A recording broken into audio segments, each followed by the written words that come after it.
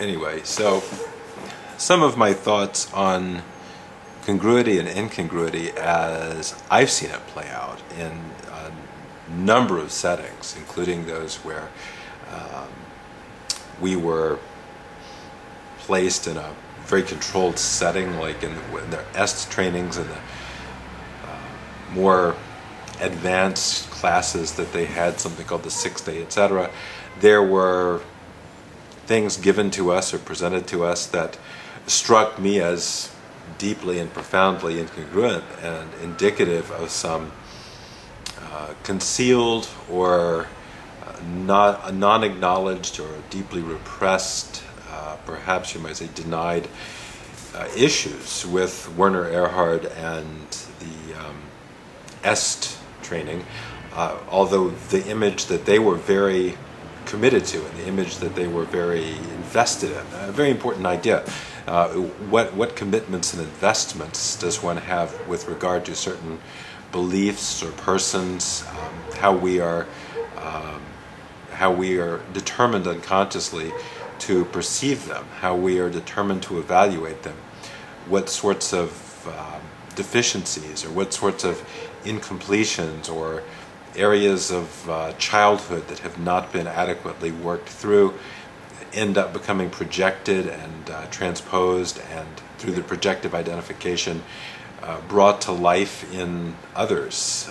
And these others often tend to be those that appear to us or are presented to us as transcendent figures, healer figures, guru figures, etc.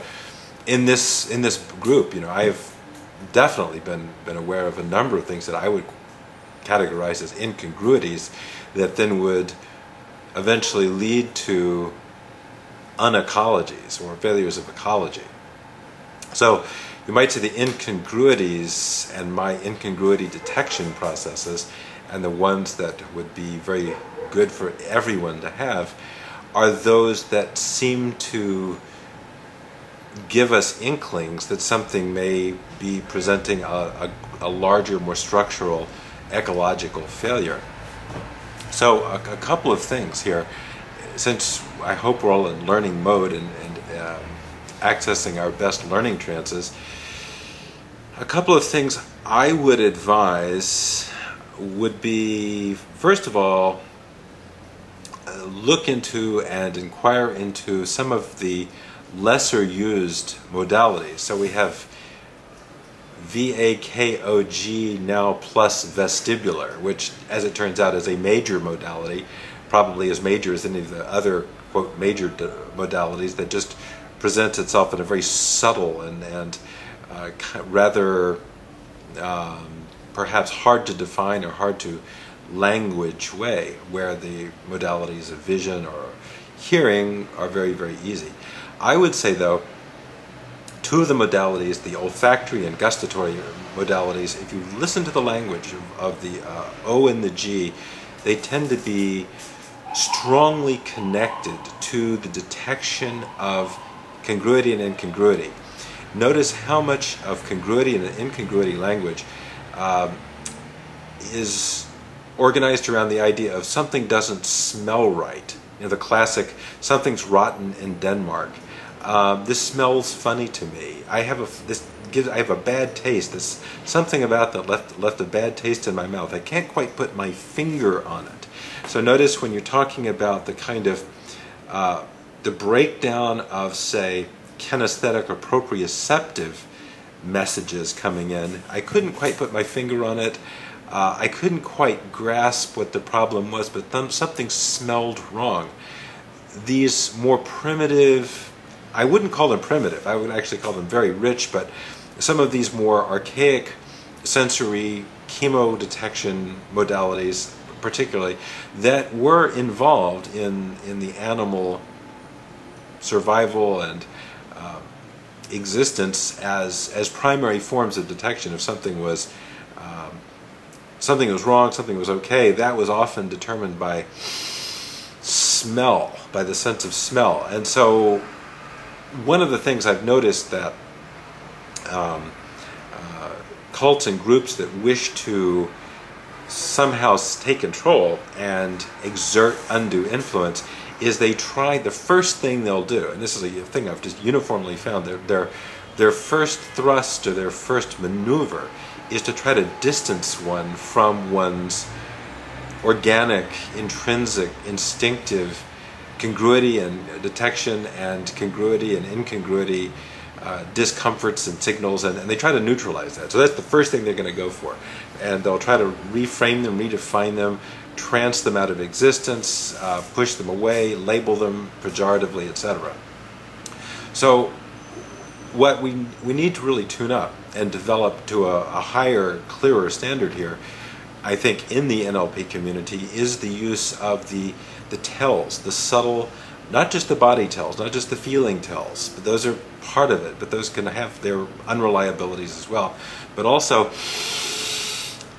the very important, exceedingly important olfactory signals, how things smell, their subtle taints, the something that doesn't align with the appearance or the sound, as well as the taste. And smell and taste seem to have somewhat different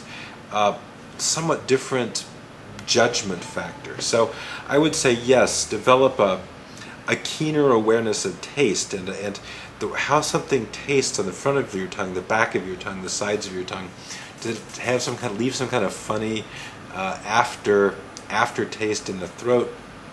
Does something have some kind of lingering smoky aroma, or is there something a little sort of strange, or strange little sort of odd scent of decay or something like that, versus a very clean, or is there something kind of ozony about it? So the O and the G are hugely, hugely important, as well as the vestibular, but the vestibular I think has a little bit more to do with group dynamics and you might say more of the political dimension, where the O and the G is very personal, the most personal, because you think the parts of us that are the most personal aspects, the most individual aspects, are often known through odor and taste, or something that we ingest that is safe to eat, it's nutritive, versus something that is unsafe to eat is known through odor and taste. So I will make my little petition here, and my the thrust of my thinking right now, that congruity leads to ecology. Congruity is sort of ecology in the moment. Ecology is kind of a congruity over time. And the olfactory and the gustatory modalities are of critical importance in organizing our sense of telling us when something is congruent or incongruent or potentially dangerous or safe. And this has to be done with an organized framework of the entire ecology of self. So you can't just say, well, just go out there and taste everything, or just go out there and smell everything. It has to be part of the seeing, the hearing, the smelling, the tasting, the feeling, the proprioception, the enteric processes, probably the magnetic field processes, the vestibular processes. We are far, far richer sensory beings than we give ourselves credit for. And a lot of our self-protection and survival will come from the reactivation of these archaic parts of ourselves, and the archaic languages and the archaic modes of filtering the experience.